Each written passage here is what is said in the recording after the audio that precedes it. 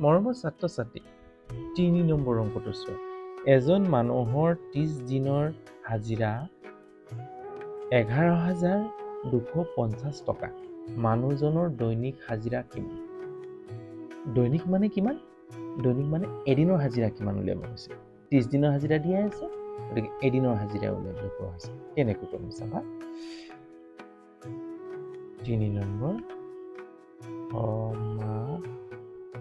অংক এটা কৰোঁতে সমাধান লিখিবা দেই, এতিয়াৰ পৰা অভ্যাস কৰিবা। ৩০ দিনৰ হাজিৰা কিমান? ১১,২৫০ টকা। এতেকে এক দিনৰ হাজিৰা কিমান হ'ব? ১১,২৫০ লগত ৩০ হ'ল, হৰণ হ'ব। এদিনৰ উলিয়াবলৈ যাওঁতে কি কৰিব লাগিব? হৰণ কৰিব লাগিব। এতিয়া এই শূন্যৰ লগত এই শূন্য কাটি দিয়া। কি থাকিলে এতিয়া? ৩ আৰু ১১,০০০ এতিয়া ১১ নহয়, ১১০০ অৰ্থাৎ ১,১২৫ টকা থাকিল। ১,১২৫। ৩ থাকিল, ৩ হৰণ কৰি দিয়া।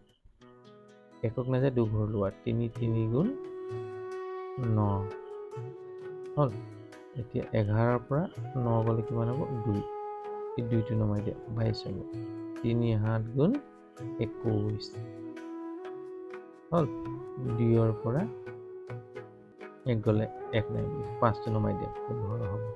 এই ২টো এইটো, এই ৫টো এইটো হ'ল। ৫ ৩ গুণ ১৫ হ'ল। কিমান পালে? ৩৭৫ টকা। ৩৭৫ টকা। এইটো ইয়াৰ উত্তৰ। এদিনৰ হাজিৰা কিমান পালোঁ আমি? ৩৭৫ টকা। ৩০ দিনৰ হাজিৰাটো দিয়া আছে ইমান টকা। এদিনৰ হাজিৰা উলিয়াবলৈ যাওঁতে আমি অংকটো হৰণ কৰিব লাগিব। হ'ল। এদিনৰ হাজিৰা এই শূন্য কি কৰিবা? কাটি দিবা। কিমান থাকিলে এতিয়া? ওপৰত থাকিলে ১১,০২৫ টকা, মানে ১,১২৫ টকা। এই ৩ৰে হৰণ কৰি দিওঁ। ৩ৰে হৰণ কৰি দিছিলোঁ, এইটো হৰণ হৈছিলে। গতিকে ৩ গুণ ৯। একক নাযায়, গতিকে দুঘৰ লৈ লৈছোঁ। ১১ হৈ গৈছে। ৩ গুণ ৯। ১১ৰ পৰা ৯ গ'লে ২। এই ২টো নমাই দিয়া। এতিয়া ৩ ৭ গুণ ২১।